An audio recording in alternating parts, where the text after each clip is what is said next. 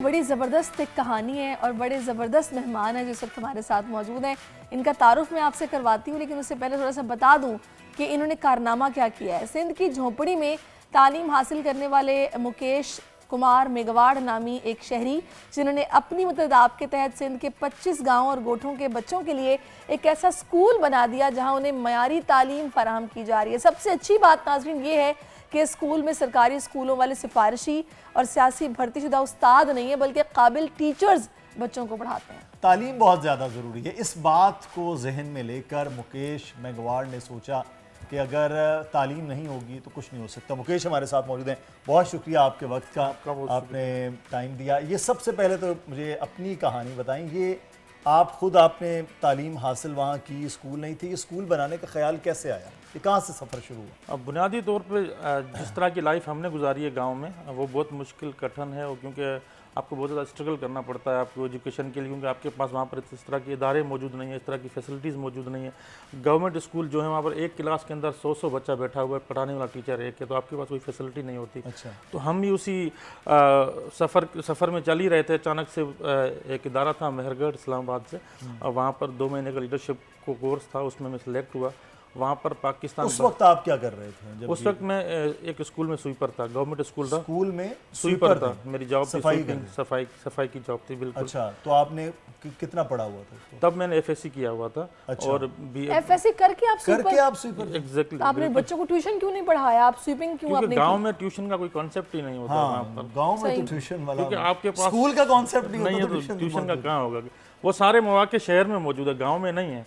गांव में आपके पास कुछ करने के लिए जुस्तजू जरूर होती है, मगर उसके लिए कोई राहें हमवार नहीं होती। ठीक है। अच्छा, फिर उसके बाद आप बता रहे थे कि वहाँ से लीडरशिप कोर्स के बाद फिर लीडरशिप कोर्स में जब पूरे पाकिस्तान के नौजवानों से मिला, तो मुझे एक विज़न वहाँ से मिला कि यार कितने अच्छे अच्छे लोग हैं और उनके पास अपना एक विज़न, एक मिशन है, उनका टारगेट क्लियर है कि उनको लाइफ में क्या करना है। अच्छा। तो मेरे लिए टारगेट ये था कि मुझे कोई बड़ा अफसर नहीं बनना, मुझे कोई बड़ी जॉब नहीं चाहिए हाई फाई।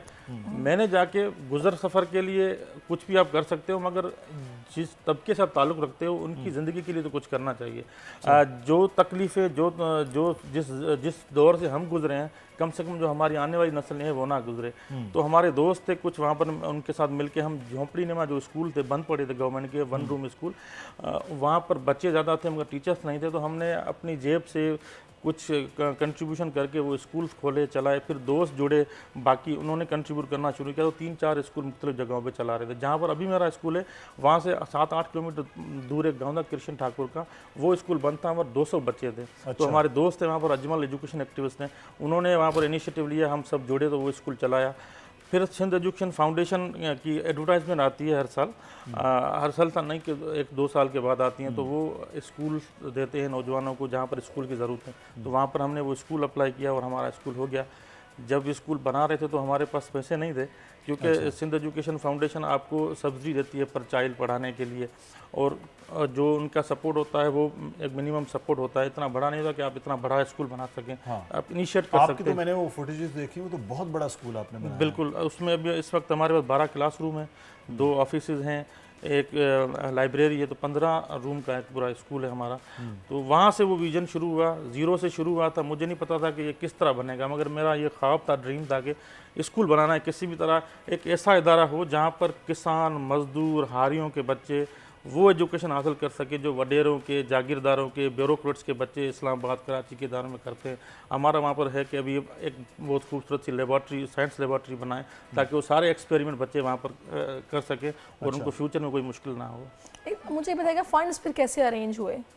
एक सिंध गवर्नमेंट फाउंडेशन हमें थोड़ा सपोर्ट करता है, उसमें पर चाइल्ड सब्सिडी देता है जो बच्चे। तो आपने बता दिया, उसके अलावा हमारे जो दोस्त हैं उन्होंने कंट्रीब्यूट किया। हमने मुख्तलिफ सोशल मीडिया प्लेटफार्म से अपील्स की, जितने भी मेरे कॉन्टैक्ट्स में दोस्त हैं उन्होंने कंट्रीब्यूट किया। उसके अलावा लोन लिए काफ़ी सारे दोस्तों से, ताकि हम किसी तरह से स्कूल बना। अभी तक हम उस लोन के कर्जे में दबे हुए हैं, उम्मीद है कि वो जल्दी हम उसको रीपे कर लेंगे, मगर इस तरह से बन गया। इनॉग्रेशन हायरिंग कैसे होगी स्कूल के टीचर्स के लिए? जी, हम वहाँ पर एक पूरा मैकेनिज्म बनाया हुआ है। वहाँ पर एक पैनल बनाते हैं, जो एक्सपर्ट है एजुकेशन के, या पुराने हमारे दोस्त जो स्कूल चला रहे हैं उनको, या टीचर्स हैं, उनको बिठाते हैं।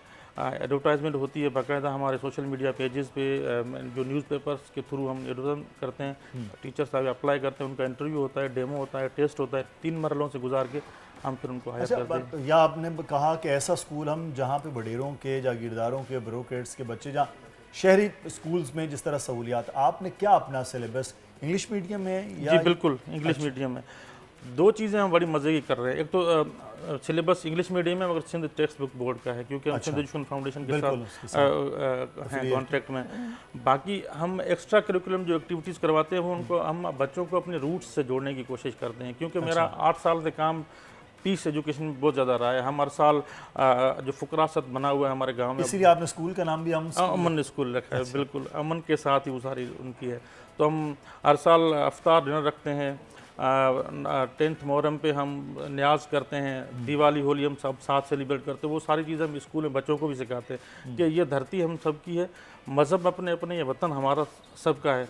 तो वो प्लूरलिज्म, जो वो प्रोग्रेसिवनेस, वो जो सूफीज़म सिंध की धरती का जो अंसर है, बड़ी अच्छी बात, वो हम सिखाना ज़रूर चाहते हैं, ताकि वो बच्चे निकले तो वो एक मुकम्मल इंसान बन के निकलें। स्कूल में पढ़ाने का मकसद सिर्फ यही नहीं है कि आप उनको सिलेबस पढ़ाएं, आप उनकी तरबियत करें, आप उनकी शख्सियत शादी करें।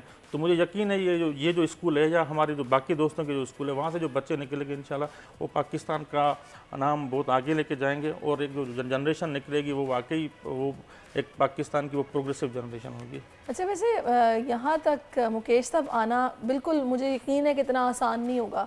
बहुत रुकावटें भी आई होंगी, प्रॉब्लम्स भी आए होंगे। किसी मौके पर आपको ये महसूस हुआ कि जो मैं काम करने जा रहा हूँ ये मुमकिन नहीं हो पाएगा, या फिर कोई ऐसा मसला जो कि आपको हमेशा याद रहेगा?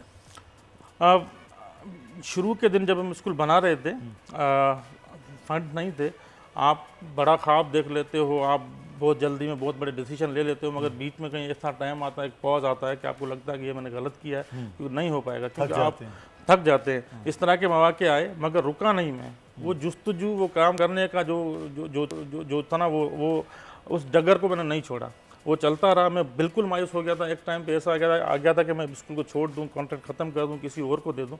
मगर जब रात को बैठा था, मैं बैठता था कि यार, जब मैंने शुरू किया था तब मेरे पास कुछ नहीं था।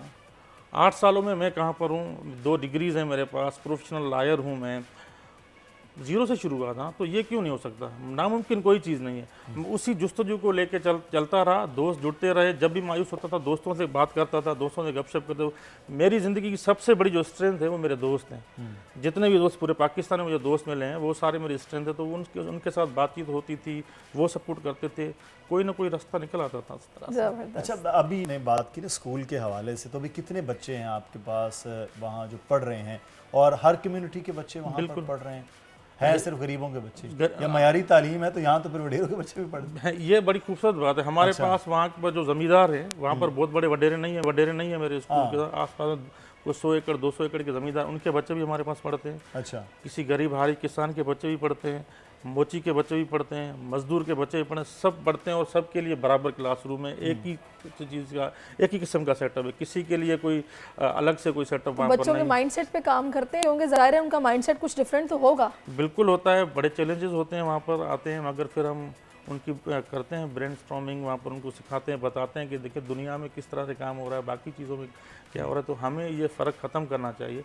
तो शुक्र है कि अब वो फ़र्क नहीं रहा वहाँ पर। पहले काफ़ी सारे इश्यूज आते थे। बच्चों की जो जहन साजी होती है वो घरों से शुरू होती है। सही। तो जब बच्चे बात कर रहे होते हैं कि मुझे इस गिलास में पानी नहीं पीना, मुझे इसके साथ बेंच पे नहीं बैठना, तो वो आपको लगता है कि यार ये तो इसको पेनिट्रेट घर से किया गया है। हाँ। फिर बच्चों को सिखाते हैं, जो हमारे टीचर्स हैं वो बड़े पॉजिटिव हैं, वो खुद फिर वो फ़र्क ख़त्म करना शुरू कर देते हैं वहाँ पर सिखाते हैं बच्चों को। तो बच्चों के अंदर वो चेंज आहिस्ता आहिस्ता आ जाता है। 1 साल के बाद हमारे पास अब वहाँ पर कोई तबकाती मजहबी कोई नफरत स्कूल में नहीं था में ये बिल्कुल ये चैलेंजेस थे, क्योंकि बच्चे ये इसमें इस गरीब बच्चे ने पानी पिया या किसी लोअर क्लास के बच्चे ने पिया तो उसमें मैं नहीं पीऊँगा, ये नहीं करूँगा, ये मसले थे शुरू में।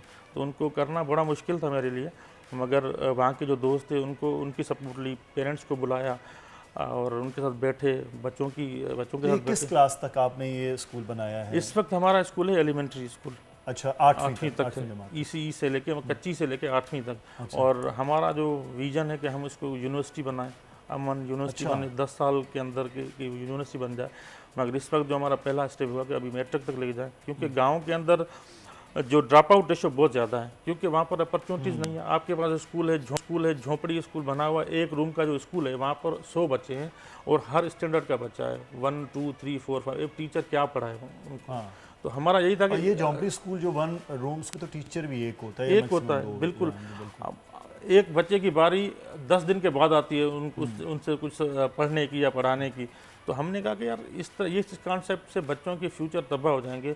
और जितने नौजवान बच्चे भी मैं देखता हूँ वहाँ पर 15-16 साल के, वो कोई मजदूरी कर रहा है, कोई खेतों में काम कर रहा है। तो हम चाह रहे थे कि हम कम से कम उनको FSC तक तो तालीम दे सकें ना अच्छी, ताकि वो कुछ ना कुछ कर चाहे पाए। काम कोई भी करें, खेती बाड़ी बड़ा बिल्कुल। कोई भी काम, लेकिन तालीम होना बहुत अच्छा, वैसे आप लोगों के उधर गांव में लिटरेसी रेट मतलब क्या है कि मतलब आपको टीचर्स आराम से मिल जाएंगे या फिर इसमें दुश्वारी होगी? टीचर्स के लिए बड़ा मसला होता है। अब पहले टीचर्स मिल जाते थे, क्योंकि इस वक्त जो सिंध हुकूमत ने जो टीचर्स भर्ती की हैं अभी, तो एक बहुत बड़ी खेप जो पढ़े लिखे नौजवान थे वो उस तरफ चली गई। तो हमें बड़ा चैलेंज था वहाँ पर। तो मेरे ये जो IBA के टेस्ट हुए थे उसके बिल्कुल बाद बड़ा चैलेंज हुआ हमारा। उसके बाद जुड्डो सिटी है हमसे कोई 12 किलोमीटर दूर, फिर वहाँ से टीचर हायर करने पड़े। जाहिर है वो थोड़ा सा उनके लिए भी मुश्किल होता है, हमारे लिए भी मुश्किल होता है। आपको कन्वेंट्स वगैरह देने होते हैं, और इनिशियल बेसिस पे आपके पास इतने बड़े पैसे नहीं होते कि आप इतनी अच्छी सैलरी दे सकें। इस वक्त भी हम कोई बहुत बड़ी सैलरी नहीं दे रहे, मगर ये कोशिश करें कम से कम उनके खर्चे मीट हो सकें और स्कूल एक रनिंग फॉर्म में आ जाए, ताकि फिर हम उनकी सैलरीज को भी कर सकें। मगर दोबारा से शुक्रगुजार हूँ तमाम उन दोस्तों का जो बिजनेस क्लास के हैं, स्टूडेंट हैं, नौजवान हैं, जिन ने 1 रुपये से लेके 1000 तक 10,000 तक भी कंट्रीब्यूट किया। उनकी मदद के सिवा ये स्कूल बनना नामुमकिन। तो अभी जो फीस स्ट्रक्चर आपने रखे होंगे, गरीबों के बच्चे हैं, फ्री ऑफ कॉस्ट पढ़ेंगे या फीस सारे फ्री रखी है? क्योंकि सिंध एजुकेशन फाउंडेशन जो है हमें पर चाइल्ड सब्सिडी देता है, बच्चों की फीस वो हमें देता है। उसमें से हमें टीचर की सैलरी निकालनी होती है, फर्नीचर निकालना, बिजली का बिल, सारी चीज़ें जितना भी है वो सब कुछ हमें उसमें से निकालना होता है। सही। चलिए, ये एक सपोर्टिव एलिमेंट है। इस स्कूल की बिल्डिंग और ये अब कंप्लीट है, ये इसको मजीद एक्सपेंड इसके अंदर करना है आपने, क्योंकि जगह ज़्यादा थी। बिल्कुल, अभी 1 एकड़ कमरे उस तरह से 1 एकड़ की ज़मीन है। अभी कलर का काम रहता है अंदर, बाहर से कलर हो गया, कुछ रूम कलर किए हैं, कुछ रूम रहते हैं, फर्निशिंग का काम है, वहाँ पर लॉन का काम है, पार्क बनाना अच्छा खासा हमें वहाँ पर, बच्चों के खेल कूद के लिए चीज़ें वहाँ पर चाहिए। और फर्नीचर हमें कोई अच्छा सा फर्नीचर है। अभी तो जो लो क्वालिटी का फर्नीचर हमने लिया है, क्योंकि इतने ज़्यादा पैसे नहीं हैं आपके पास कि आप अच्छा फर्नीचर ले सके, तो इन चीज़ों की ज़रूरत। अभी समझो कि 85% काम मुकम्मल हुआ, 15% काम रहता है अभी। अच्छा जी हाँ, 15% काम रहता है। तो ये मेरा ख्याल है आज देखने वाले भी सैरिश जो ख़ास तौर पर लोग कहते हैं ना कि बड़े काम के लिए वो जाना वो बड़ा ज़रूरी है, तो बड़ा ज़बरदस्त किस्म का काम है मुकेश, आपका बहुत शुक्रिया। और यही तालीम असल में शऊर दिलाती है और कौमें बनाती है, माशरे को। वो आप काम कर रहे हैं, ये बहुत बेहतर। अल्लाह ताला आपको और हिम्मत दे, और अल्लाह करे कि इसी तरह आपके साथ लोग साथ से साथ मिलाएं, तो चीज़ें जो हैं वो अपनी तकमील तक पहुँचें। इसका आपने ख्वाब देखा, बहुत शुक्रिया आपका। सब्सक्राइब करें और बेल दबाएं ताकि कोई खबर रह न जाए।